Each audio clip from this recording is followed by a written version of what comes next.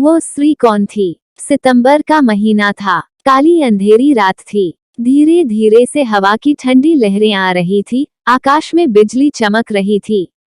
महेंद्र चाचा अपने घर से दूर अपने खेत में खाट में सोए हुए थे। उनका खेत गांव के तालाब के पास था। बारिश के कारण पूरा तालाब भर गया था और खेत में घास भी ज्यादा हो गई थी। उसके कारण अंधेरे में ये सब ज्यादा डरावना लग रहा था। उस तालाब के किनारे आम के 6-7 बड़े बड़े पेड़ थी। आम के पेड़ की डालियों के आवाज भी काफी डरावना लगता था। अचानक खेत में बंधी हुई भैंसों ने चिल्लाना शुरू कर दिया।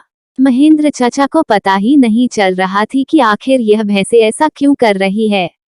उन्हें लगा कि शायद ठंडी के कारण ये भैंसें ऐसा कर रही होगी। इसीलिए महेंद्र चाचा के खेत में चिमनी जलाई। उस चिमनी के उजाले में महेंद्र चाचा की नजर उनके खाट पे पड़ी।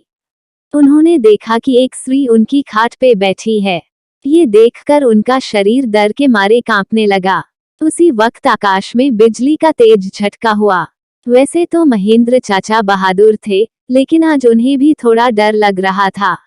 उसी वक्त काका ने आग में सूखी घास डाली और आग को ज्यादा बढ़ाया। इसकी वजह से वो औरत ठीक से दिखाई दे रही थी। महेंद्र चाचा ने तापने के साथ बैठे बैठे ही बूम लगाई, कौन है?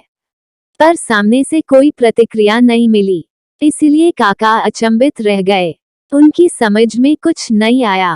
काका खड़े हो गए। इसलिए महेंद्र काका ने सोचा कि अब डरने से कुछ नहीं होगा, मुझे हिम्मत से काम लेना पड़ेगा, क्योंकि जो डर गया वो समझो मर गया। चाचा ने एक बड़ी लकड़ी हाथ में ले ली और बोले, कौन हो तुम? तुम्हें क्या लगता है कि मैं तुमसे डर गया हूँ? लेकिन सच तो यही था कि चाचा अंदर से पूरी तरह से डर के मरे कांपने लगे थे। चाचा का ये गुस्से वाला रूप देखकर वो स्त्री खड़ी हो गई और जोर से बोली, क्या तुम मुझसे नहीं डरते? चाचा ने हिम्मत की और बोले, यहाँ से चली जाओ वरना ये लाठी से मार मार के तेरा सिर फोड़ दूंगा। इतना ही बोलता महेंद्र चाचा ने लाठी उठाए और उसी वक्त उस औरत ने आवाज उठाई, अब तू मुझे मेरे ही घर से बाहर निकालेगा? यहाँ पर तो मेरा बचपन गुजरा है। यह मेरा ही घर है, मैं यहाँ सालों से रह रही हूँ। ये सुनकर चाचा का डर और गुस्सा दोनों ही शांत हो गए। उन्हें लग रहा था कि मेरे सामने जो औरत खड़ी है उसे मैं जानता हूँ, उसकी आवाज भी जानी पहचानी लग रही थी। चाचा सोचने लगे कि आखिर यह औरत है कौन?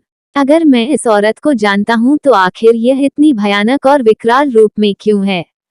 अचानक, अरे ये तो ज्योति है, मेरी बड़ी बहन।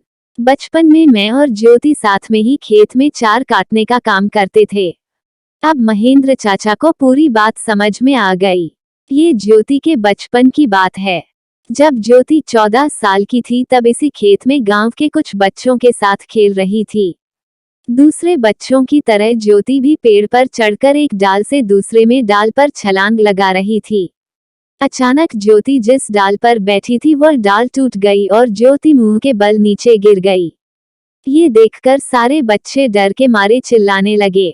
बच्चों के चिल्लाने की आवाज सुनकर बड़े लोग वहां पहुंचे और ज्योति को उठा के अस्पताल ले गए, लेकिन तब तक काफी देर हो चुकी थी। ज्योति की मौत हो गई थी।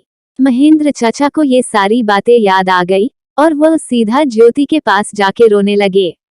जब ये बात गांव वालों को पता चली तो सारे गांव वाले चौंक उठे थे। वास्तव में वह ज्योति ही थी।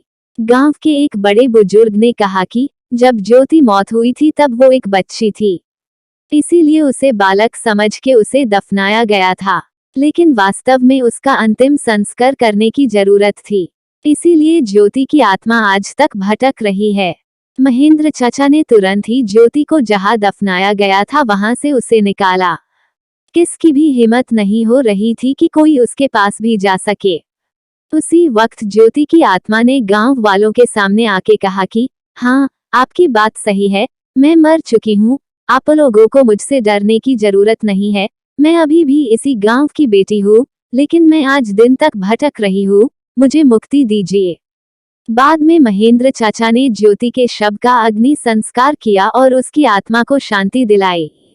यदि ये कहानी आपको पसंद आई हो तो अपने दोस्तों और अन्य लोगों के साथ शेयर जरूर करिएगा।